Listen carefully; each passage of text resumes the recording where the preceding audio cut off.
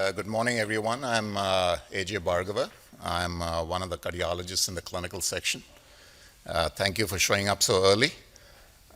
This will be a relaxed 1 hour, so just sit back and let me show you some EKGs. I will focus on non-arrhythmic pathology mostly, coronary disease, electrolytes, structural stuff, and odds and ends. You guys had a fantastic day of arrhythmias yesterday. So I will show you the EKG, let it sink in for a few moments, and then I'll point out the salient factors, and so we can proceed. I have a lot of EKGs to show, and so any questions I'm happy to answer towards the end of the talk, either here or at the back of the room. And so let's get started. So this is a 68-year-old woman just coming in to establish care. This EKG, a very familiar face. All of us see it multiple times a day. But I think it's important to recognize this accurately. This is a sinus rhythm. It shows a left bundle branch block. And again, it's important to make an accurate diagnosis and not confuse it with an IVCD or other things. Left bundle branch block can be associated with dysynchrony and LV dysfunction. It's a predictor for response when we are contemplating cardiac resynchronization therapy. So I think it's important to keep the broad sort of diagnostic criteria in mind. And basically, a left bundle branch block is defined by a prolonged QRS duration. And what I want to highlight is an important diagnostic component is the absence of Q waves in the left-sided leads. And if you look at the cartoon up on the top right, normally as your impulse comes down the His-Purkinje system, the first thing to get depolarized is the septum from a left to right direction, right? And so that's what gives you the little Q waves that you normally see in the left-sided leads, 1, V5, and V6. With a left bundle, that initial septal vector is not there, and the septum now gets depolarized from the right to the left, as shown in the cartoon on the bottom.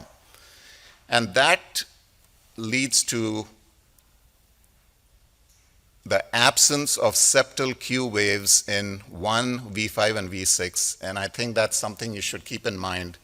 And you really should not make a diagnosis of a left bundle if you are seeing those septal Q waves. So the next patient is a 45-year-old guy with lightheadedness and LV dysfunction. Any comments? Looks like the previous EKG, but is it? Yeah, so look carefully out here, and again, this is an example of ventricular pre-excitation. If you look at lead 2, just look at the rhythm strip, you do see a P wave, an upright P wave, so it's sinus rhythm, but the PR interval is really short, and the beginnings of the QRS are a little slurred. So this is a right-sided pathway, and which did result, it's sort of a LBBB mimic, resulting in LV dysfunction. And after ablation, this patient's LV function actually normalized. All right, 52-year-old woman was transferred to the clinical cardiology service 3 o'clock in the morning with a history of intermittent chest discomfort. She's got a known LBBB. Would you be worried or not worried?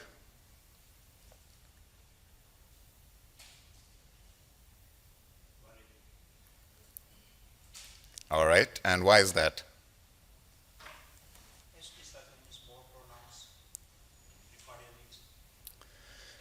Yes, so if you look at V1, V2, V3, so that's why when you look at a left bundle, you have the broad QRS, you have the absence of septal Q waves, and then you have secondary repolarization changes.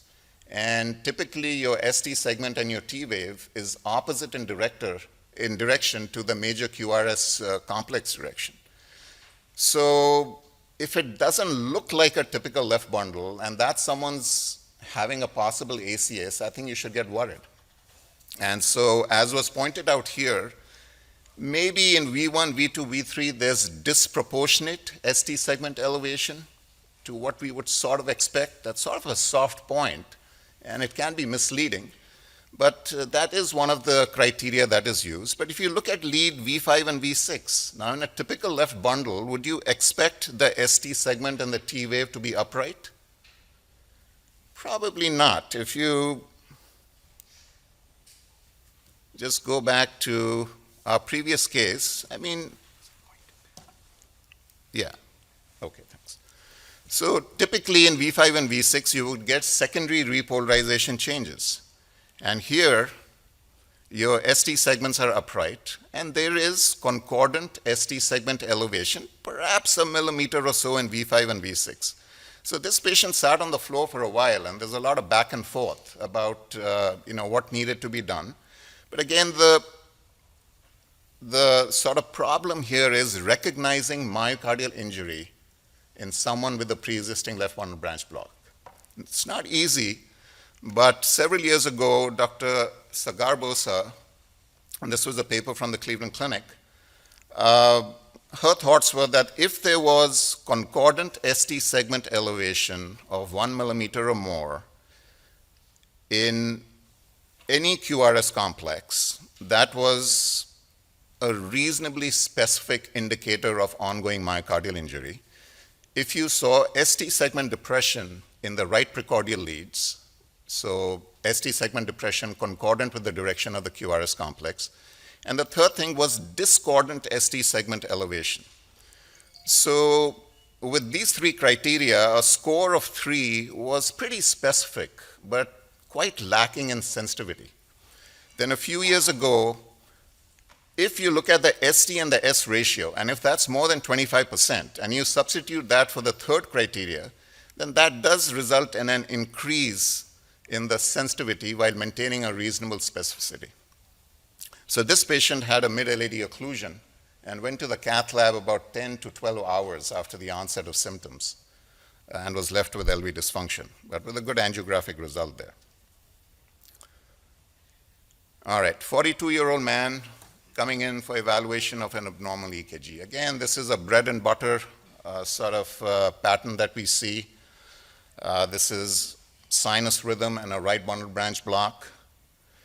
And again, here it's important to emphasize that here your septal depolarization, the initial vector, is preserved. So you will have those septal Q waves. LV depolarization will proceed as usual, but it's the third late vector that's caused by the right bundle branch block that gives you the R prime in V1, and that gives you the broad slurred S waves in 1, AVL, V5, and V6. And you should not make the diagnosis of a right bundle without having those broad terminal vectors in your EKG. Simply, I would otherwise just call it a non-specific IVCD, and sometimes that's a little confusing. But those late terminal vectors are what a right bundle branch block is about, and that should be there for you to make the diagnosis. All right, 52-year-old guy with the EKG that's been abnormal for several years. Anyone?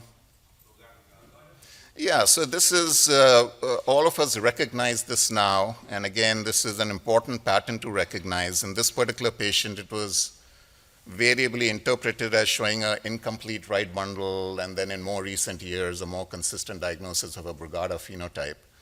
So this is an important pattern to recognize. And again, the type 1 Brugada pattern, the J point is elevated.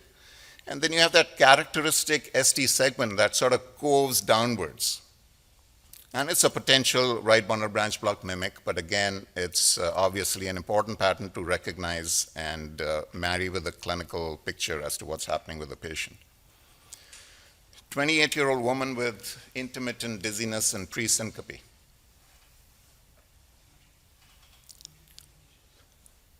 So the EKG is abnormal, but anyone with any ideas here? So the axis is towards the right. It's sinus rhythm. Look at the P waves in 1, 2. Look at the P waves in V2, the kind of tall, so right atrial abnormality. You look at the T waves across the precordial leads, there's T wave inversion V1 to V6. And so it's not a normal EKG, but does this raise the specter of anything? What would you expect to see? Say you did some imaging. So this is a patient with arrhythmogenic right ventricular cardiomyopathy. And here, the additional finding is if you look between the QRS and the T wave, you get a low amplitude signal, which is what an epsilon wave looks like. And so it's a low amplitude signal between the end of the QRS to the onset of the T wave, and it's a major criteria for this disorder. And then you have those right precordial T wave inversions. So this is a pretty classic EKG for arrhythmogenic right ventricular cardiomyopathy. And again, important, I think, to recognize in someone who's presenting with with symptoms that could be consistent with intermittent arrhythmia. All right, 55-year-old man with end-stage renal disease and hypertension. A very common pattern we see, sinus rhythm and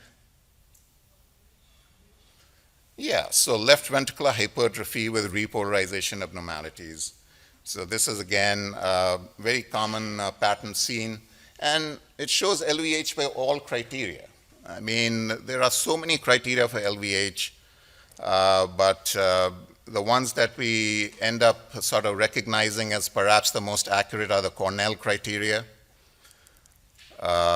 which is you look at the R in AVL, the S in V3, and a value of more than 20 for women, more than 28 for men, is pretty specific and reasonably sensitive. The precordial lead criteria, you got to keep in mind the age of the patient. Most of these criteria, the Sokolov-Leon criteria, were really established in a population of older patients, and younger patients do have higher voltages, so just keep that in mind. And then the limb lead criteria, R in AVL of 12 or more is pretty specific. Obviously, if you have a left anterior fascicular block, that can be exaggerated without there being underlying hypertension, so just keep that in mind too.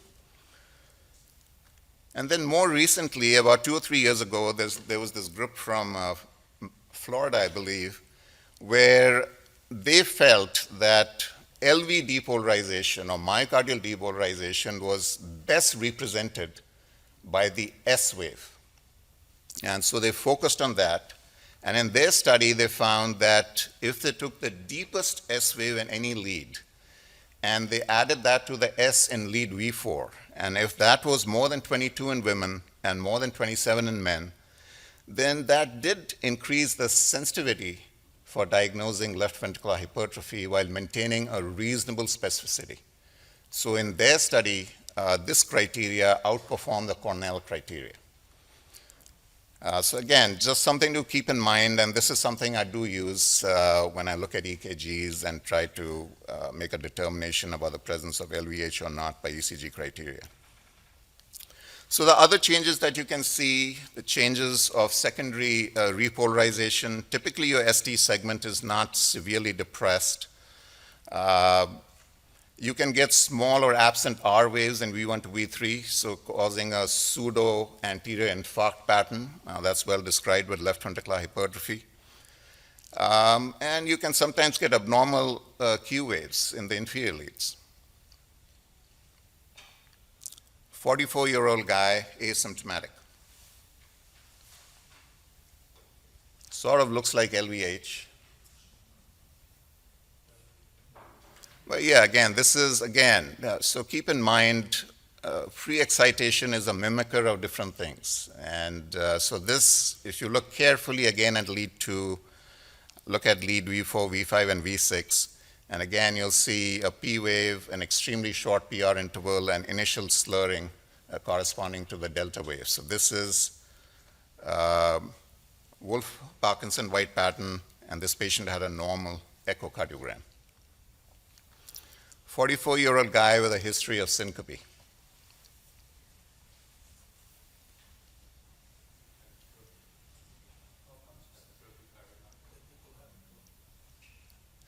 Yes. So again, this shows sinus rhythm.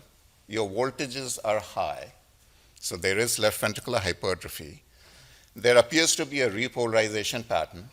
But again, is this a typical repolarization pattern? Repolarization, ST and T wave abnormalities are secondary T waves, but here just look at V3, V4, V5, and V6. This is not what you would expect to see with normal secondary polarization abnormalities in LVH. The T waves are symmetrical, they're deep, and this is most commonly seen in hypertrophic cardiomyopathy, the apical variant. And this is what this patient had actually. All right, 49-year-old woman with fatigue and shortness of breath.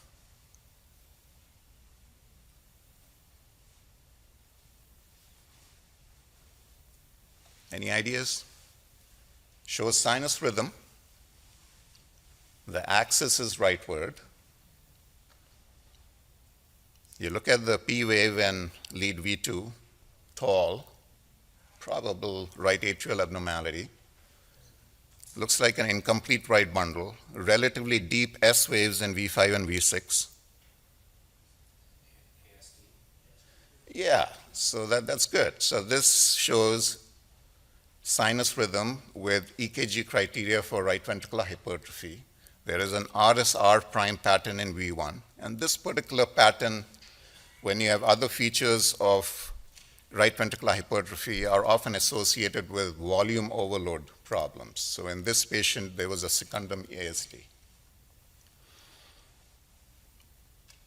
So the RSR-RVH is more commonly seen, not exclusively though, but more commonly seen with volume overload. Okay, 30-year-old woman with shortness of breath and dizziness.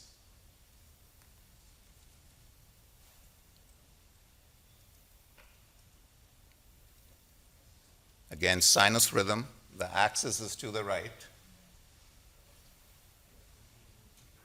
Look at lead V1 and V2, that shows a QR pattern.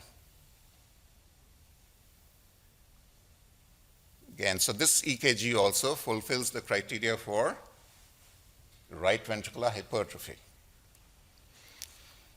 And sinus rhythm, right axis deviation, and the QR pattern is a pretty specific pattern for underlying right ventricular hypertrophy.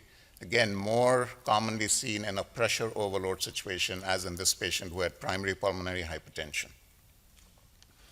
So these are the commonly used criteria for RVH. The salient points are a dominant right precordial R wave with various criteria, right axis deviation, and supporting findings including right atrial abnormality and repolarization changes in the right precordial leads. All right, 24-year-old guy with Eisenmenger syndrome.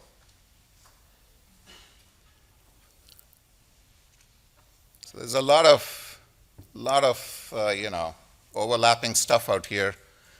There's sinus rhythm. If you look at lead V1, again, the T waves look pretty tall, perhaps a right atrial abnormality. The voltages are high. There's right precordial T wave inversion, V1 to V5. And again, looking at this EKG recorded with 1/4 the amplitude, you can get an idea of the extent of the voltages involved here. If you look at V3, that's about 25 millimeters multiplied by 4, that's 100 millimeters. So that's a span of 100 mm. So these findings are characteristic of, combined ventricular hypertrophy. One of the features that you see, and this is called the Katz-Wachtel phenomena, where you have equiphasic sort of precordial complexes, V2 and V3, with giant R and S waves. And so these are some of the things that we see with combined ventricular hypertrophy. Basically, if you have LVH with other findings of RVH, and then this phenomena that I demonstrated to you. All right, changing gears, 48-year-old guy with a history of CAD. Again, a common EKG, what do you see here? So it's sinus rhythm, and your eyes are drawn towards the inferior Q waves. Anything else? Yeah, so you do see a prominent precordial R wave, but would you say that this is right ventricular hypertrophy?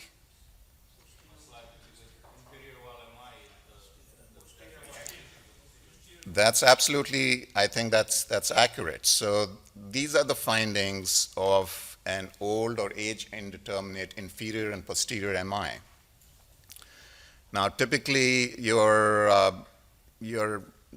what's an abnormal Q wave? And again, according to the fourth universal definition of myocardial infarction document, a Q wave that's 30 milliseconds or more in duration and more than 1 millimeter deep is considered to be pathologic when it's seen in two contiguous leads. So the inferior leads do fulfill that criteria. And the criteria for an old posterior MI, again, you get a R wave that's more than 40 milliseconds in diameter with an R to S ratio of more than 1 and associated with a positive concordant T wave. So these are the classic findings in an old posterior MI. So this is the criteria that I was talking about. Again, a Q wave of more than 30 milliseconds, more than 1 millimeter deep in most leads. You need to see them in two contiguous sort of leads. But in V2 and V3, any Q wave that's more than 20 milliseconds or half of a small box is considered to be pathologic. Or obviously, if you have QS complexes in those same leads. All right, 49-year-old guy, asymptomatic, coming in here for a routine visit. So I'll start it out, shows sinus rhythm. What else?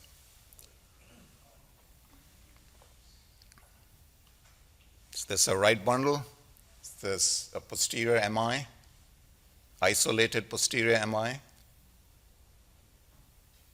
Or is it something else? What's that? Sorry? Maybe lead misplacement. Okay, which leads?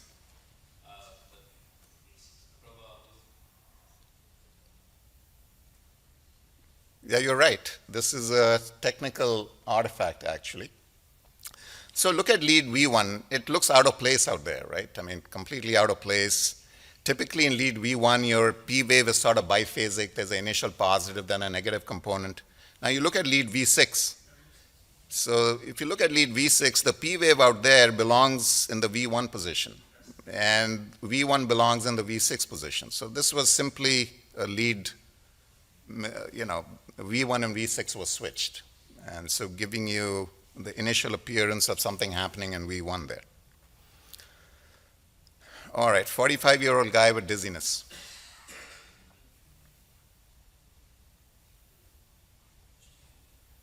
Old inferior and posterior MI?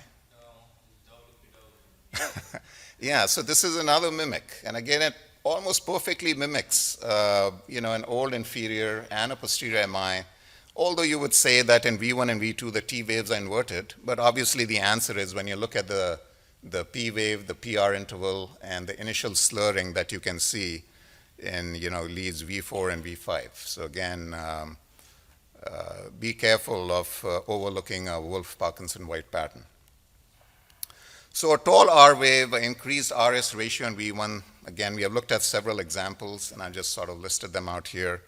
You can get it in hypertrophic cardiomyopathy when you have massive septal hypertrophy. You can get giant sort of R waves and lead V1, so just keep that in mind. All right, again, switching gears, 48-year-old guy with chest discomfort for 4 weeks. Again, this is a pattern you should sort of recognize even if your patient's asymptomatic. This is sort of predictive of, this is predictive of a severe LAD stenosis. And these are, if you look at leads V1 to V5, you see these sort of, the R waves are still there. There are no Q waves, but you get these symmetrical sort of T waves, which are most characteristic of a pattern described years ago by Wellens. So these are Wellens T waves. And they're typically, as in this case, caused by a severe LAD stenosis. You may have a biomarker elevation, you may not. The patient may be symptomatic, but if you see this in the office, I think this is a high-risk EKG. All right, 45-year-old guy presenting for a physical, states he's been having chest pain.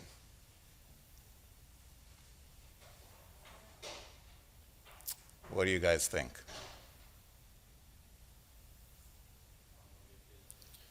Yeah, so this is the only normal EKG you'll see in this talk.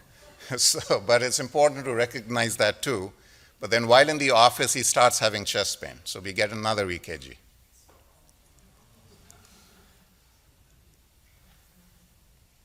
And so what is this? This again, I want to highlight, this is an important pattern that we see here, several examples in a year, but what does this point you towards? What does this make you think of?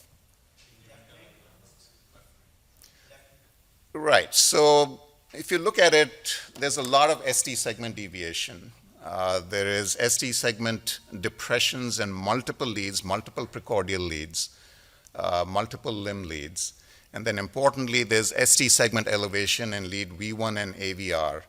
And so it seems like your ST segment vector is pointed up towards AVR and away from all the other precordial leads.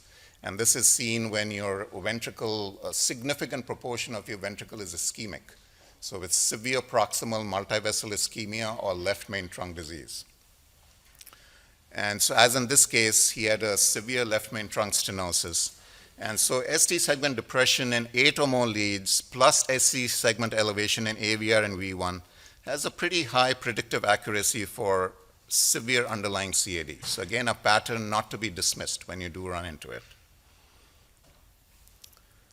All right, 72-year-old guy with chest pain and diaphoresis.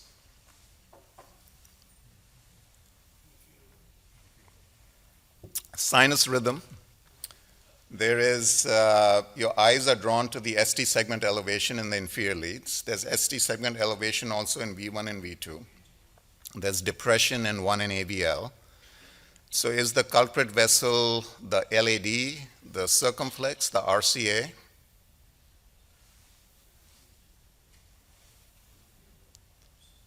So let's talk about that a little bit. So what are the definitions for ST segment elevation? And again, I would refer you to this document, the fourth universal definition. And again, new ST elevation of 1 millimeter or more in 2 contiguous leads, measured at the J point. So that's the definition, except in the precordial leads, V2 and V3, where you have different criteria. And again, it's important to sort of just be aware of that. Because normally it's common to see ST segment elevation in these leads in younger people. And so the guideline committee out here proposed a cutoff of 2 millimeters in men above the age of 40, 2.5 millimeters in younger men, and 1.5 millimeters in women. So when you have inferior ST segment elevations, is it the RCA or the circ? And again, typically in an RCA occlusion, the ST segment vector in the frontal plane is directed more towards the right. And so when you look at that cartoon on top, your ST segment vector is more towards lead 3 than in lead 2. So typically in an RCA occlusion, you'll have ST segment elevation in lead 3 more than lead 2. And because it's pointing away from 1 in AVL, you will have reciprocal ST segment depression in 1 in AVL. With an RV infarction, in addition to this, your ST segment vector is pointed anteriorly. And so if you have right ventricular leads, you'll see ST segment elevation there.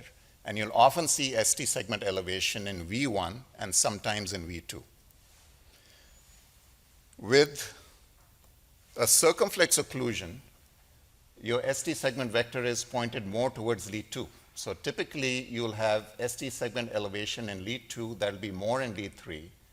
And because the vector is pointed towards 1 in AVL, 1 in AVL may be sort of equiphasic, or you may have ST segment elevation there. So typically, you won't have ST segment depression in 1 in AVL with a circ occlusion.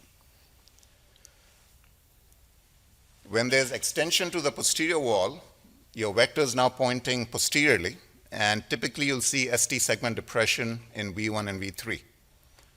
And sometimes that can be an isolated phenomena. and it's important to check supplemental leads in that situation. When there's extension to the lateral wall, it's typically the circumflex.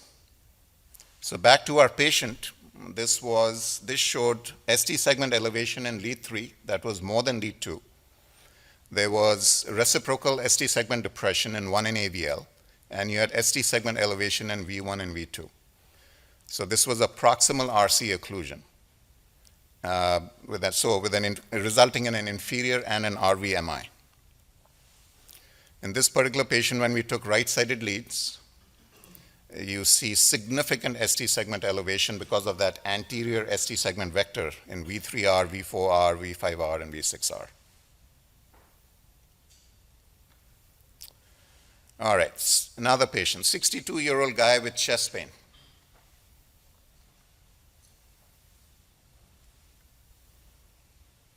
This patient was in our ED for a while, and again, would you consider activating the cath lab or not? Yes, it's posterior wall lemma. So what would you do? So what do you see out here? Again, so sort of sinus rhythm, sinus stack, PVCs, and as you pointed out, if you look at leads V1, look at leads V2, V3, V4, you see horizontal to downsloping ST segment depression. If you look at lead 3, it sort of looks concerning that ST segment looks a little suspicious in shape. But again, in this lead, in this particular case, our fellows decided to do extra leads, and those are V4, V5, and V6, basically V7, V8, and V9. And again, as expected, you see ST segment elevation. Remember, V7, V8, and V9 are posterior. So if you have anterior ST segment depression, you'll see anterior ST segment elevation. But this was, again, another factor which caused our cath lab to get activated in a prompt fashion, and he did have a circumflex occlusion.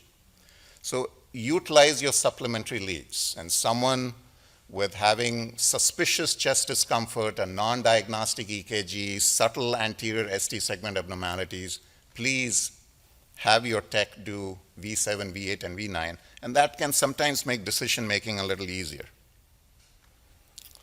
So these were the supplementary leads here. All right. So 57-year-old guy with nausea and shortness of breath.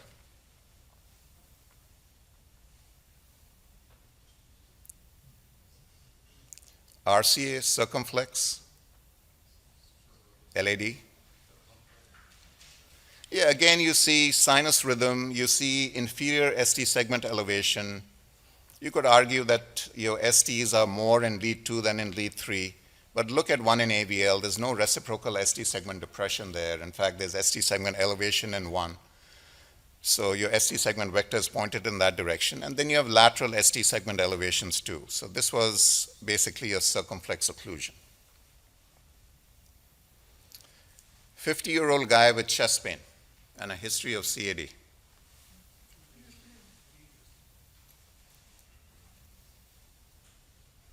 Someone said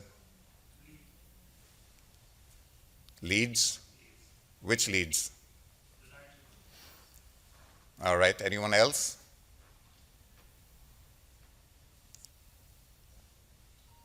Yeah, he's right. This is, you could say, is there a high lateral old MI?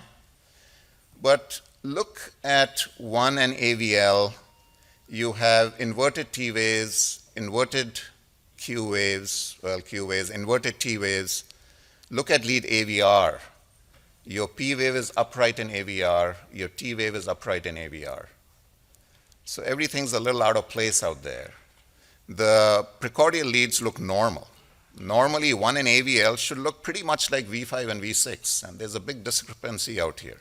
So this should, as he said, rightly suggest the possibility of limb lead reversal. So when recorded correctly, his EKG was essentially normal.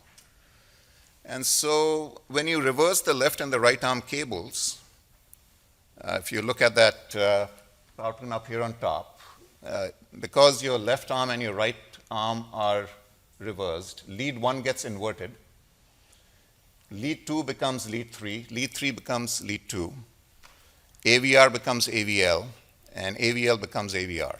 AVF is unchanged. So this is the most common lead reversal that we run into. They simply just hook up the arms on the opposite side.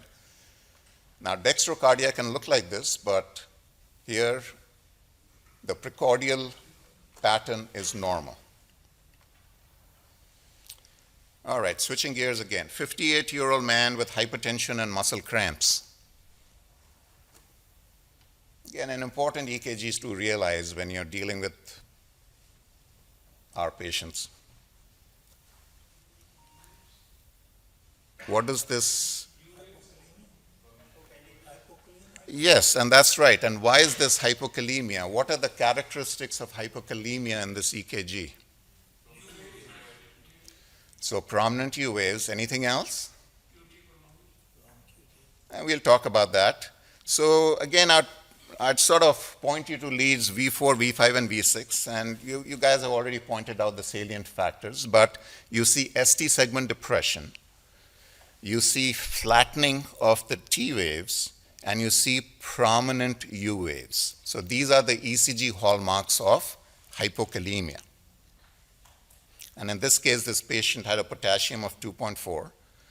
So with hypokalemia, if you look at this cartoon at the bottom, as you get more and more hypokalemic, your T wave starts sagging, your U wave starts becoming more prominent, and eventually there's fusion of the T and the U wave.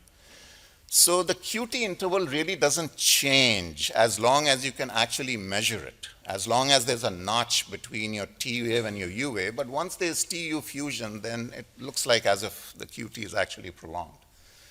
And again, an important pattern to keep in mind and should at least make you check the potassium. 45-year-old woman with spasms and twitching. A calcium problem. But what calcium? Is the calcium low or high? And so what are the ECG hallmarks of a low calcium? Yeah, what you see out here, if you look at lead V3, look at the rhythm strip lead 2, it looks like as if the T wave has been physically pulled, away from the QRS. So hypocalcemia lengthens your ST segment, and the Q waves look relatively normal. So these are pretty classic findings for hypocalcemia. All right, 68-year-old smoker with lung cancer.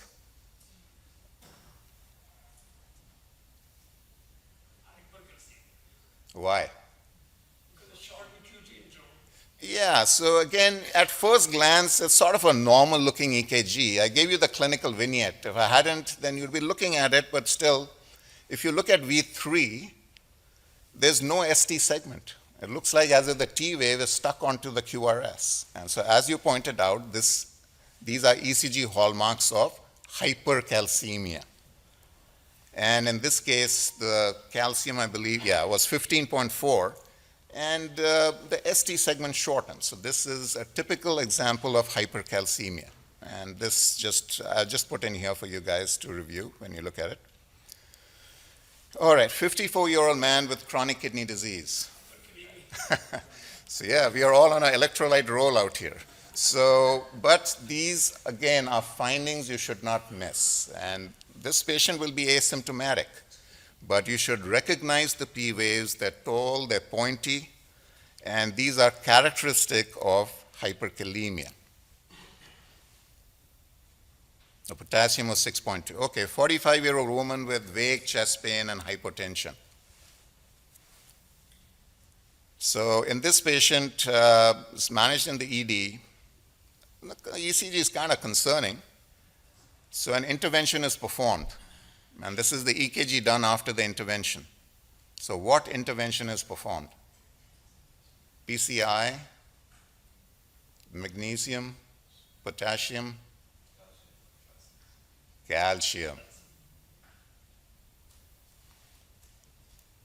So when you look at this, your eyes are drawn towards the ST segment elevation in V1 and V2. It's a peculiar looking ST segment elevation.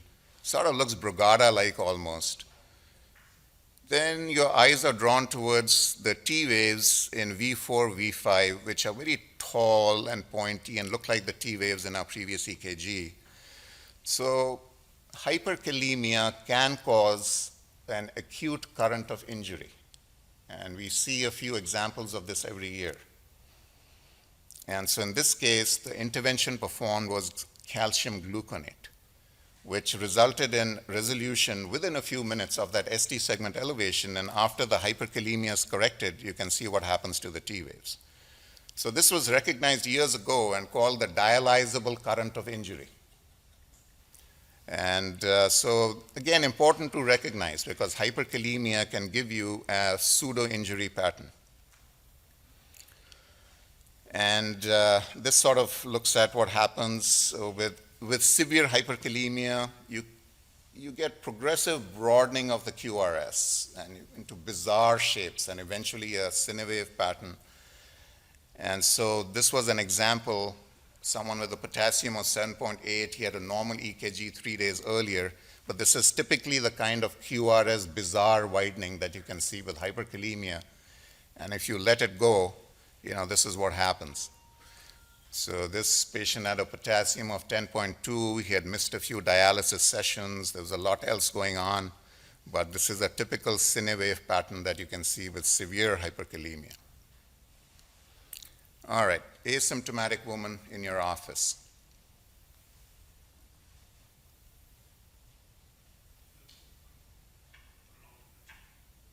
Prolonged QT. LVH.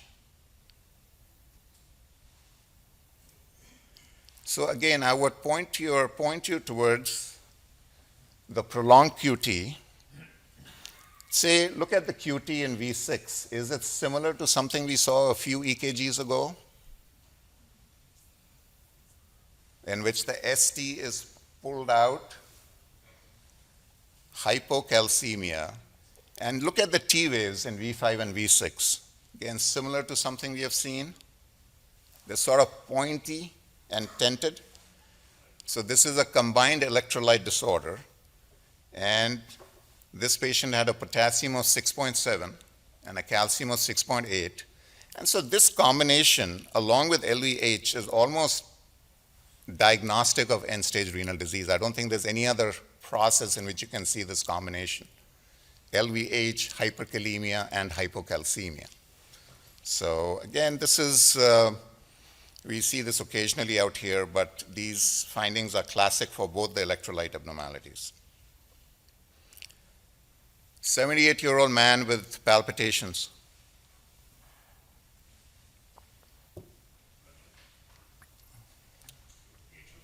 There's atrial fibrillation, but anything else? There's voltages are high, so there's left ventricular hypertrophy. Look at the ST segment in V5 and V6, V4, V5, V6. Does it?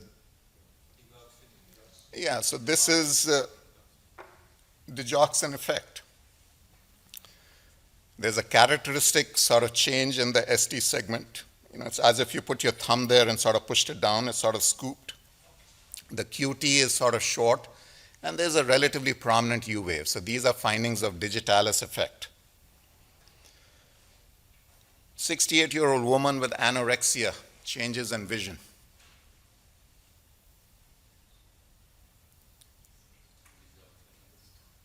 Again, this patient has digoxin, but is it causing trouble? Why do we think that there's toxicity here? So the underlying rhythm, I don't see any P waves. It's sort of probably atrial fibrillation, sort of course and lead V1. Those don't really march out, so probably the underlying rhythm is atrial fibrillation. But look at the RR intervals, they're really regular. So this, again, is a characteristic ditch-toxic arrhythmia in which you have atrial fibrillation with complete heart block and you have an accelerated junctional rhythm. So whenever you see slow and fast in the same EKG, again, think of ditch toxicity. So, and again, you have digitalis effect. When you look at those ST contours in V5 and V6, they're pretty characteristic of digitalis effect. So digitalis in the EKG, huge number of arrhythmias. Ditch toxicity can cause almost any arrhythmia. In the cartoon, in the telestrip out here, you see a characteristic ditch-toxic arrhythmia, biventricular or bidirectional VT, which is actually a fascicular VT. But you can get almost any arrhythmia with ditch toxicity. But again, when you see slow and fast in the same EKG, again, think of digitalis. All right, 44-year-old guy, he's asymptomatic. So is it MI? Is it incorrect cable placement? Left posterior fascicular block?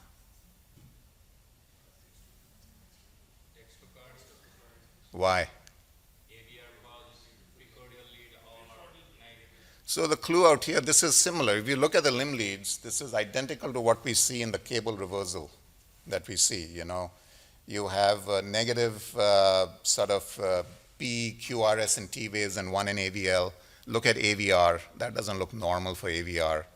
But look at the precordial leads. Your progression is reversed. You have R waves in V1 and V2, and then you end up with sort of QS complexes in V5 and V6. So that's not normal, but this pattern is typically seen with dextrocardia. So when your techs put your electrodes in a normal fashion, this is what you see with dextrocardia. But again, when you reverse the arms and you tell them to do right-sided leads, it's basically a normal EKG. So it's normal for this particular individual. So our technicians will do 2 EKGs with regular lead placement and then with reverse lead placement, you know, reversing both the arms and taking right-sided leads. 58-year-old man with lightheadedness and lung cancer.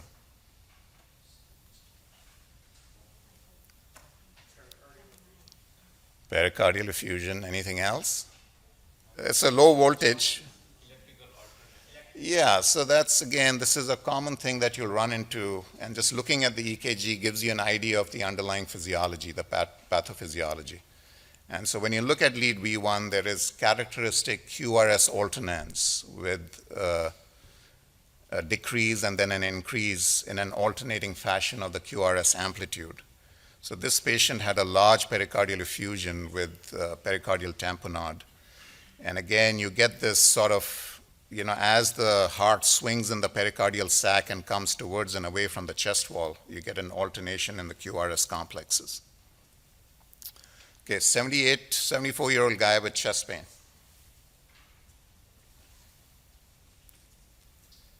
Where is the occlusion? LAD, RCA, circ.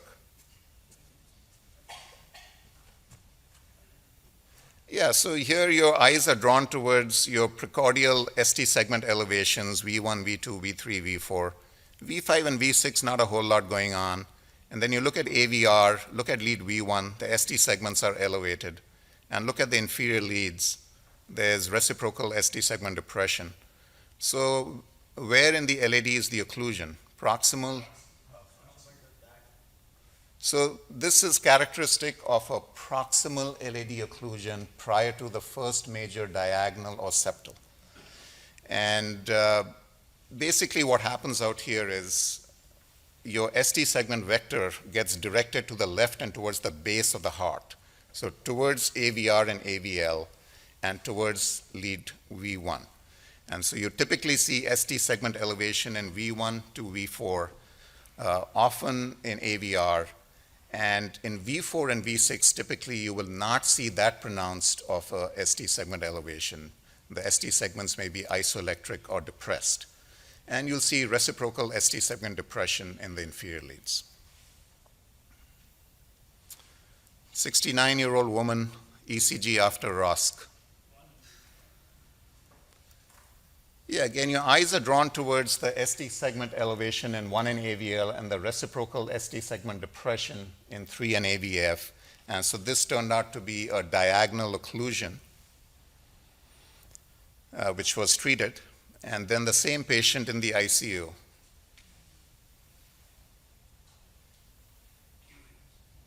So yeah, now you see Q waves and 1 in AVL.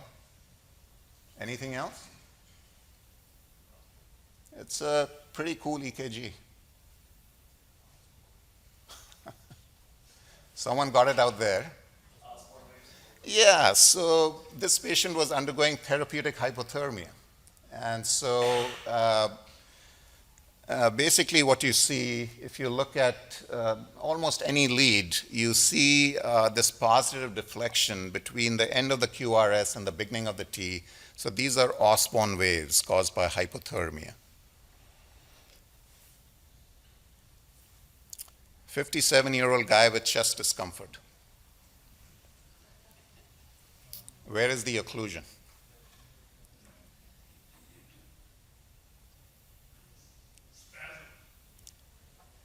He turned out to, yeah, so that's certainly initially on.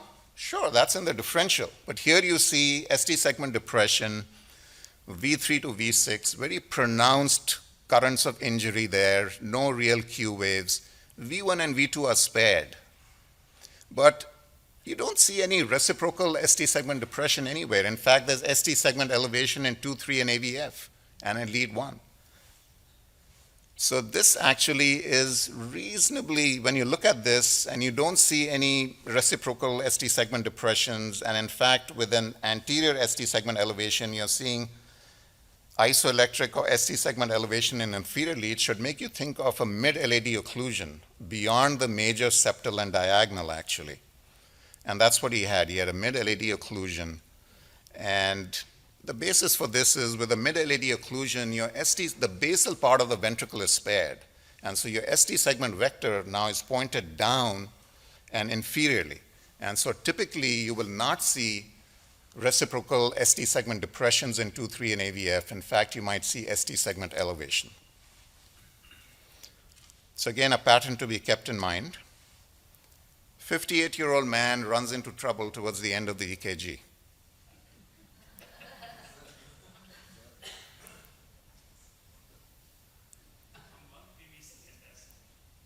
Yeah, what else do you see here?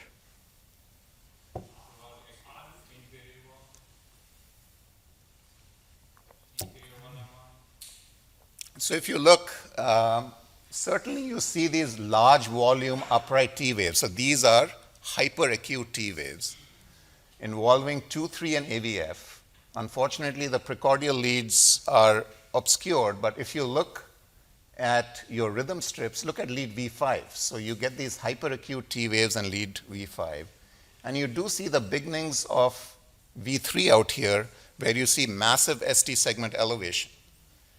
So again, it's difficult to say what was occluded where, but in this case, you had this acute current of injury, hyperacute T waves involving the inferior leads as well as the precordial leads.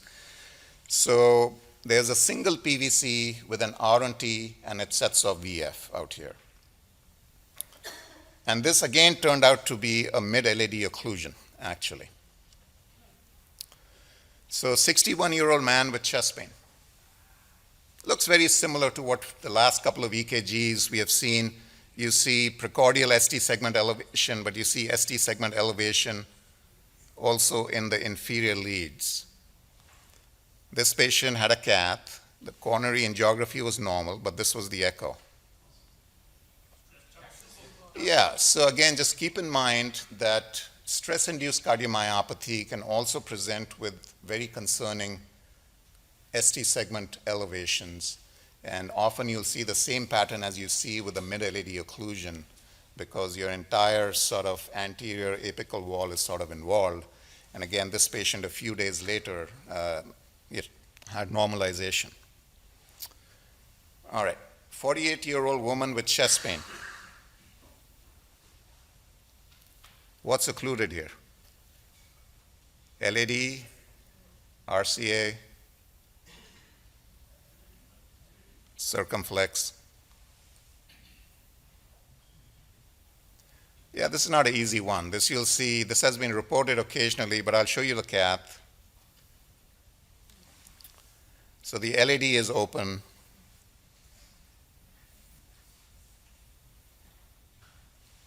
And look at the RCA. The RCA looks open. But just look at the RCA again. And what's the first branch of the RCA? typically the conus branch. If you look at that again, just keep looking at it, and you'll see that the conus is stumped.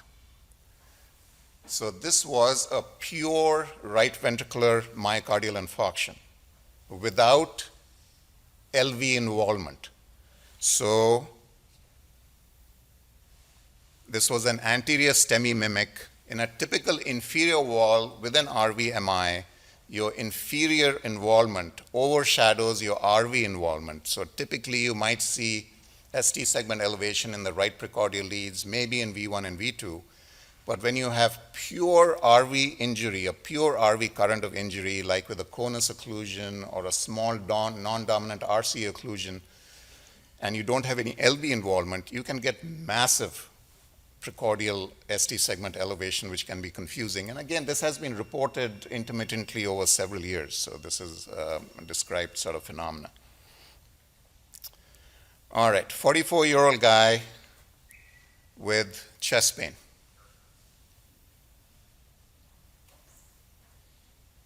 Sinus rhythm, you see subtle ST segment elevation, both in the inferior leads, in the precordial leads.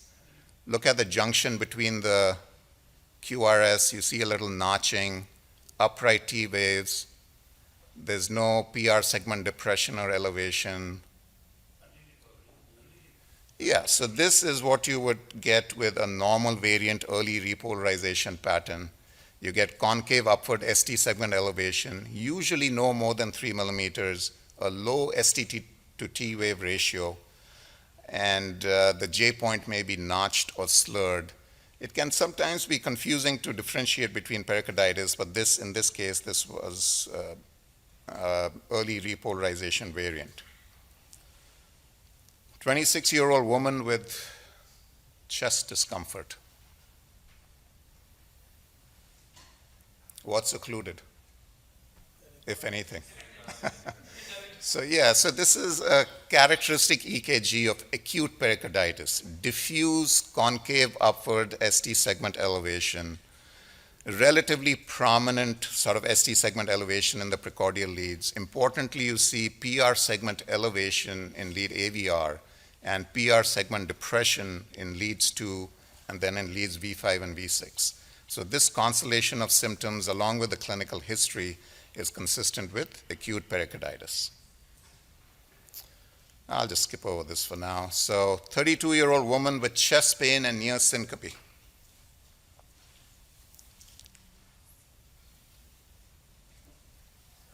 Sinus tachycardia. Why? What's that? Yes, so again, when your right ventricle dilates acutely, then you can get all sorts of changes. And none of these changes are really diagnostic of PE. But whenever you see, say, a prominent S wave in lead 1, look at lead 3. Lead 3 often gets involved with PE. You get a Q wave there.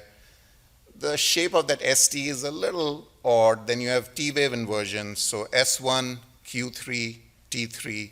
And then when you look at your right precordial leads, you get sort of an incomplete right bundleish pattern, and you get T wave inversions across the right precordial leads. So whenever you see something like this should, in the correct clinical context, raise the concern for acute pulmonary embolism, which is what this patient had. And then again, 4 weeks later, everything had sort of normalized. So none of these findings are diagnostic of PE, and these are transient findings that resolve over a period of days to weeks. But ST segment elevation has also been reported in the right precordial and inferior leads, typically in lead 3, which is the most rightward facing lead. And so whenever you see something in the right precordial leads and in the inferior leads, and someone with that combination should raise the concern for PE, I think. 50-year-old woman with hypertension. Yeah, so again, this is a pattern you'll see on cardiology consults in the neuro ICU. And you see these large volume sort of inverted or upright T waves, massive prolongation of the QT interval. And so these are quite characteristic of what you get with an intracranial catastrophe. In this case, an intracranial hemorrhage. Patient reports he's feeling dizzy. The question is, why is he talking to you? Why aren't you pushing on his chest, performing high-quality CPR? So this is a 12-lead EKG of ventricular fibrillation. Why is he upright? Oh, no, well, he may not be upright, but why is he talking? Yeah, so this is a patient with an LVAD, right? So, all right, last EKG. So 64-year-old guy establishes care with you. He says he's feeling great. He had a recent procedure. He doesn't know what it is, but he hands you this EKG. And so you look at him and you tell him, oh yeah, you had a... This EKG wraps up this presentation.